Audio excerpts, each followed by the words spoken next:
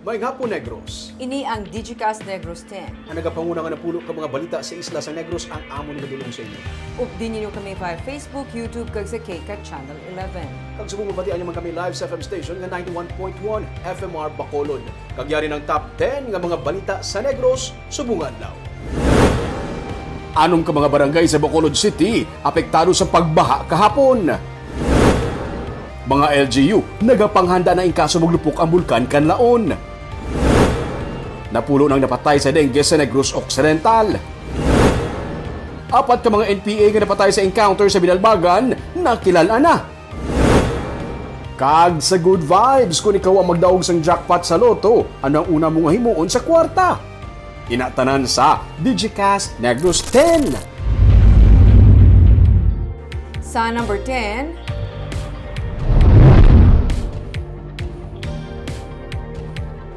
may nagakaigo nga pondo ang syudad para matigayon ang 8-point agenda sa Benitez administration. May-report si Nico Delfin. Hindi man depleted ang 2022 annual budget kag ang 78 million pesos nga nabilin nga pondo para sa Mayor's Office ang natalana sa General Services ang job order workers kag casuals. Suno kay Mayor Albi Benitez, may pondo pang city government para sa iyang priority project sa sulod sang 100 days. We can still push our programs, double up ng mga kapag double time na ng ibang nakawan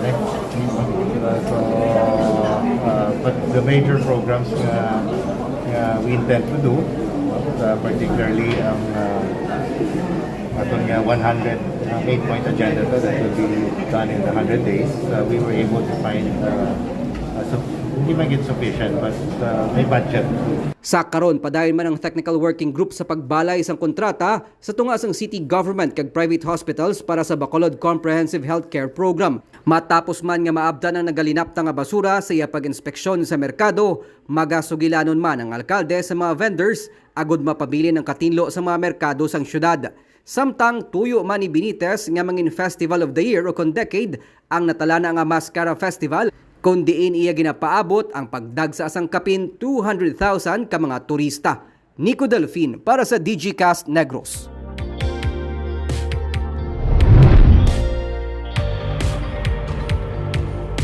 Sa number 9, nagdangat sa 1,800 ang dengue cases sa Negros Occidental. Sandig sa July 2 reports ng Provincial Health Office, nagdangat naman sa napulo ang dengue-related deaths. Kung ipaanggid sa datos ang 2021, 725.69% nga mas mataas ang dengue cases subong. Ang syudad naman sa Himamaylan ang may pinakamadamo nga report nga kaso sang dengue humalin sang Enero nga 179. Sa datos, wala man nakadangat sa alert threshold ang dengue cases sa Negros Occidental. Pila sa mga ginapatuman karon nga tikang sa PHO ang mga paghatag sa recommendation to declare outbreak sa mga banwa kang syudad nga yara sa criteria para sa epidemic. Parayon man ang weekly monitoring sa mga dengue cases sa mga ospital kag mga LGU. Parayon ang pagkampanya sa PHO sa mga komunidad sa pagpabilin sa palibot nga mangin matinlo.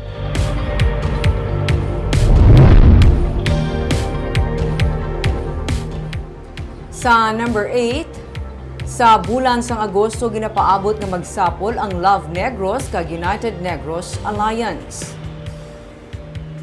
Inisunod kay Negros Occidental Governor Eugenio Jose Lacson nga nagpahayag nga magapangibabaw ang kun anuman ang ilang makasugtan sa coalition angot sa natalan ang election sa Philippine Councilors League. Suno kay Lacson, ginkumpirmar sa iya ni Vice Governor Jeffrey Ferrer nga presidente sang UNEGA nga interesado nga magpapili sa PCL Negros Occidental sila Carlota Councilor Julius Martin Asistio.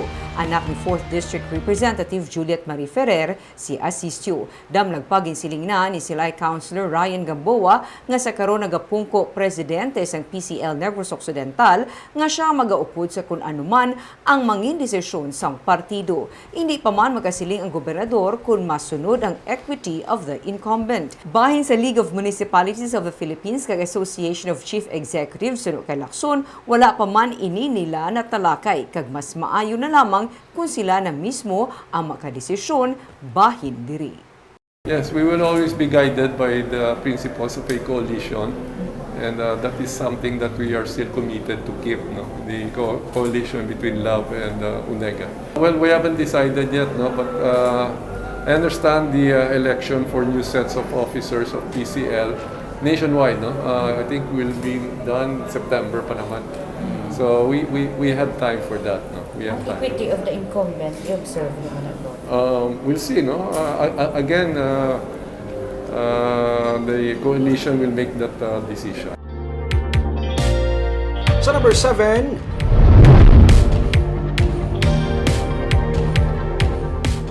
hubog nga hinablos, ginlabo ang iyang tiyo, patay! Patay sa pagpanglabo si Gregorio Gumawa sa barangay Bag-a, Sinigaran sa Martes sang gabi. Ang sospek ay yaman nga hinablos nga si Jonel Sombo. Sa investigasyon sa PNP, upod inom sa mga gabi ang magtiyo. Ginsaway sunod sa pulis ang tiyo ang hinablos mangod sa hubog na ini kagindulong mapauli. Nagbalik pa sunod sa pulis ang hinablos kag didto na ginlabo-labo ang biktima. Detained naman karon ang sospek sa custodial facility sang Hinigaran PNP.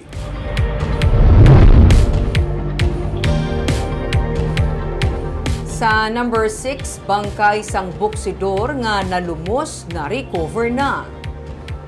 Ginkumpirma sang Local Disaster Risk Reduction Management Office sang Banwa sang Ilog nga nasapwa na kahapon sang aga ang bangkay sang nalumos nga boksidor nga si Roberto Toto Landero.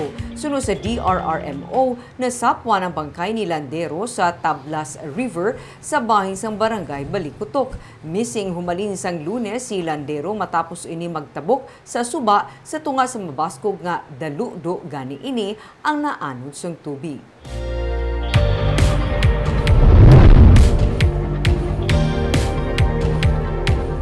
Sa number 5, apat ka mga napatay nga NPA sa encounter sa Binalbagan na kilala na. Samtang isa naman ka high-ranking officials ng NPA ang nadakpan sa encounter naman sa Banwa sang Calatrava.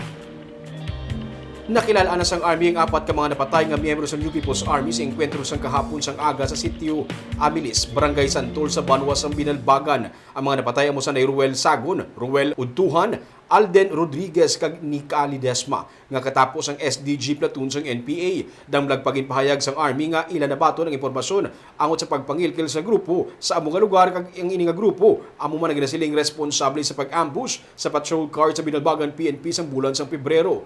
Ang Joint Security Operations sang Army kag PNP amo ang nagresulta sa enkwentro nga kamatay sang apat ka mga rebelde. May mga armas man nga recover ang otoridad. Samtang isa ka high-ranking NPA member ang na-capture sang tropa sang 79th Infantry Battalion sa isa man ka-encounter kahapon sang udto sa sitio Banwa Minatay, Barangay Marcelo sa Banwa sang Calatrava. Ginabulubanta 7 ka mga NPA members ang naka-enkwentro sang tropa sang Army. Na-capture sang Army si Isabel Necesario, nga ginaligar Deputy Secretary sang Northern Negros Front. May mga armas, bala kag iban pa nga mga dokumento kag kagamitan ang na-recover sang Army matapos ang enkwentro.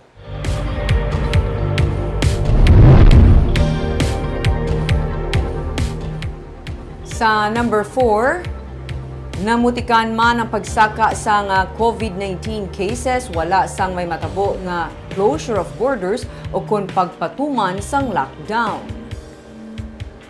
Inisunod kay Negros Occidental Governor Eugenio Jose Lacson nga nagpaathag nga sa karon hindi na sara nga magbalik pa sa sitwasyon sadto. Sa report sa Department of Health, namutikan ang pagsaka sang bag-o nga COVID-19 cases sa mga rehiyon. Nalakip na diri ang National Capital Region, Region 4A kag 4B kag Region 6. 29 ang active cases ng Negros Occidental sa July 6 nga report sa Provincial Incident Management Team. Sunod kay Lacson, nagasaka panaog ang COVID cases sa probinsya pero ang datos nagapakita nga may pagsaka. Sunod kay Dr. Jessica Fama, ang Medical Specialist 3 sa PHO, hindi pa man ini seriously alarming. Sa July 6 nga report sa DOH Region 6, 28 ang ginreport nga local new cases ng Iloilo Province. 63 naman ang iya sang Iloilo City. 6 ang sa Aklan, 9 sa Antique, Capiz 4, Guimaras 5, Negros Occidental 5, kag Bacolod 4. Because we cannot really go back to the scenario of closing borders, of lockdowns. Right now naman, while the cases are going up, it's clearly naman seen that it is manageable. Our hospitals are not getting filled up. We need to say most of these cases are mild, and it really also proves that the vaccination drive also help. Hindi pa kita seriously alarmed, but ano tagin gyapon sa public nga to maintain the minimum public health standards kay wala pa nadula ang COVID.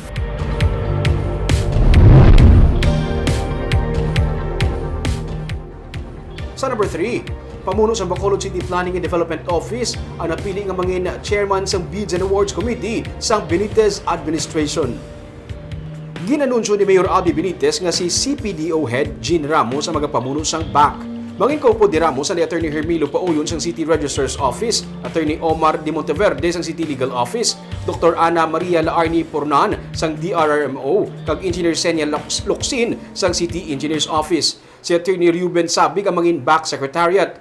Si Ramos nga tiayo ni Anay Councilor Dindo Ramos ang Anay City Accountant sa siyudad sang Victorias antes nagserbisyo sa Bacolod sa malapit siyam ka tuig. Samtang wala pa ma-finalize ang alkalde ang iyang mangin executive assistant, pero sulod sa iya, pwede mag-allocate ang siyudad sa 25 ka mga EAs. It is a big challenge, but we will do our best to make, improve the system to be efficient and effective, to address all the concerns regarding procurement. Sa number 2,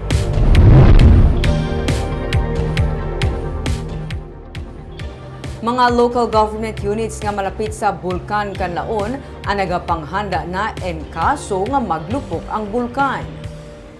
Sa Bago City, nakahanda na ang tanan en kaso nga maglupok ang bulkan Kanlaon. May mga foam, banig, trapal, tents, mga balde, kag tubigan na ang nakahanda sa talatapan sang City Disaster Risk Reduction Management Office. Ang CSWDO may mga family kits na nagaunod sa mga bayo kag underwear. May hygiene kits na nagaunod sa mga hapon, toothpaste, shampoo kag sanitary napkins.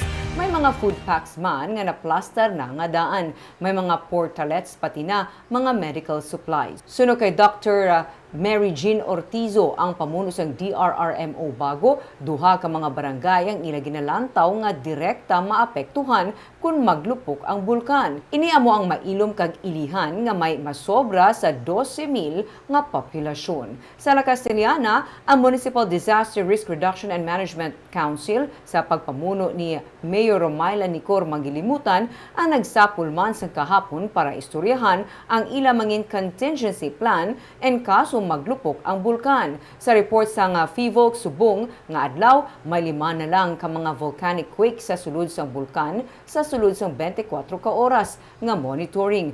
May pamamaga sa gihapon sa sulod sang bulkan kag wala sang aso nga nagagwa sa bulkan. Sunod sa FIVOC, mga senyales ini sa posible nga phreatic eruption sa bulkan.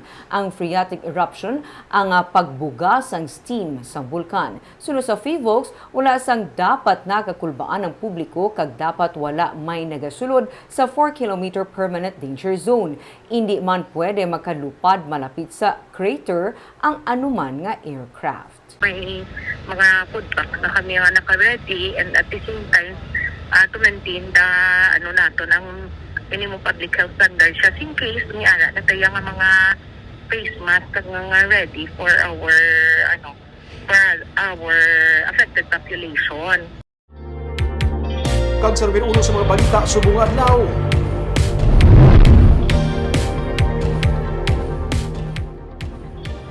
Anom tanan ka mga barangay ang apektado sa pagbaha sa mabunok ng pag-ulan sa kahapon nga adlaw. DSSD sa Bacolod ang gilayon naman nga nagpreparar sa mga food packs. May report si Nico Delfin.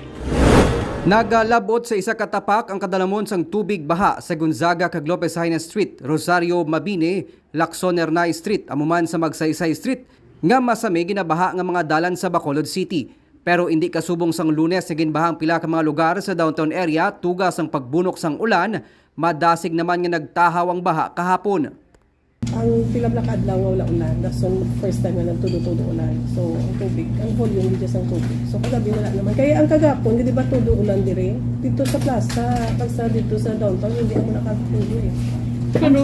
Sa Barangay Takuling, nagsaka man ang tubig sa Guasang Barangay Hall. Sa may crossing sang Burgos kag Circumferential Road sa may east sang Bacolod, nagsaka man ang tubig. Ang ini nga mga lugar ang masamiman niya ginabaha, Basta malawig kag mabunok ang ulan.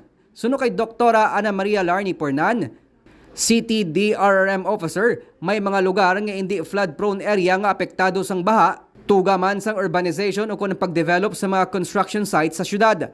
Kanya ang atin sa city is sementado siya. So wala na may ma-observe sa tubig. So ang manawag sila actually is not technically nga baha. It's a surface runoff. Ginatanaw man ka DRRMO ang mga posible nga solusyon kabahay na sa Drainage Master Plan nga ginpatigayan ka DPWH kag City Engineers Office. Padayon man sa gihapon ang ila declogging operation para mabuhinan ang pagsaka sang baha ilabi na karon nga tig-ululan. Gilayon man nga nagpamutos sa mga relief goods ang Department of Social Services and Development pero wala naman sang may gin-evacuate. Nico Delfin para sa Digicast Negros.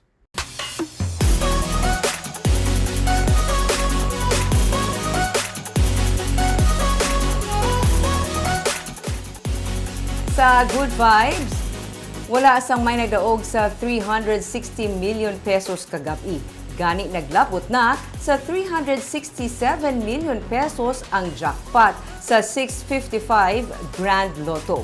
Kung ikaw ang magdaog sa jackpot, ano ang imuhimuon sa kwarta? Yari ang sabat sang pila ka mga bakulod nun sa report ni Romeo Subaldo. Last 12 na sang udto, wala nagahubas ang nagataya sa sini nga lotto outlet malapit sa Libertad Market. 367 million pesos ang jackpot para sa 655 nga Grand Lotto. Sanggin pamangkot ang mga nagataya kung ano ang una nilang himuon kung sila ang magadaog, kalabanan nagasiling nga magasugod sa negosyo kag i-share sa pamilya. Pundar sa mga buhay. Ano mo pundar? Makabulig sa pamilya mo nga pigado man. May pundar rin mo negosyo? Oo eh. Negosyo kayo bulig sa pamilya? Oo. Makatabag is negosyo eh. Negosyo mo gidya? Ngaman? Kadaw, pero kung waya, may kita mo. Harap, balay. Ano? Balay. Balay? Patindog balay? Patindog balay. Ngaman sa bumi kang ista raw? Sa Espinos. Sa ista lang sa among boss. Sa boss nyo? Pero gusto ko magdaog nga mapatindog mo na balay ako gilingon. Bisan ang mga tricycle driver, nagahanduman nga makanegosyo kung magdaog sa loto. Naturally, kung ano man eh, pamulig mo man eh. Bumalik sa pamilya? Sa pariya taman, may pamilya ta. Oo. Kung may ara man, kung wala, di wala eh. Pero kataya ka sa loto? Oo, taya ko. Plug sa lang. Negosyo eh makabulig ka pamilya ta. Bulig sa pamilya. Pero kataya ka gid sa loto? Why? Ang 65 anyos nga si Melanie Sichon, koridor sa loto sa masobra na 40 katuig. Nakapadaog na sa gani kuno sang 73 million pesos o galing wala gid sa mawaslikan sang nagdaog. Uy, nakataigo o gani 73 million jackpot wala ko mataga. Ano lang yun? Koridor ko jackpot to. Loto? Sa Manila, oo. Ay, ako to nakapataya. Lakam 73 million. Ako jackpot wala tunga. Ang manubaligya nga si Viola Solita, suki niya na. Halos ado-adlaw nga nagataya man si Viola. Basi manago. Hindi, maano kuya, mangatag, ma-share ko sa akon mga pamilya, dason sa simbahan, dason ang mga kaluluoy, di nga mga ano, hatagan ko ang mga ano. Kahapon, wala may nagdaog sang jackpot, gani naglabot na sa 367 million pesos ang premyo. Ikaw, kung ikaw magdaog sang 367 million pesos, ano ang unaon mo nga himo sa kwarta mo? Comment down below. Ti Barb, kung ikaw yung Barb magdaog sang jackpot, 367 million Oo. dako sa anong brown mo? Ang pinakaunaming masaylogi Kuya Balay sa wala ginabaha. Kaya ginabaha kami. Kung Barb mo una mo kay Vicky Bello, pati ah. Siyempre pa lagi ko dito sa Bacolod, nanay. Sige lang niya. Wala man tagataya. Amo na nga wishful thinking. Kahaga mo yan itong mga balita sa Negros subong adlaw. Kay man sa panahon karon importante nga may ihibalo ka sa nagakatabo sa imo nga palibot. Pero dapat balanse kag eksakto mga impormasyon. Padayon kami nga magapangalagad sa Negrosanon. Ako si Barbara Mijares. Tubtub sa buwas, ako naman si Romeo Subaldo, mayong hapon.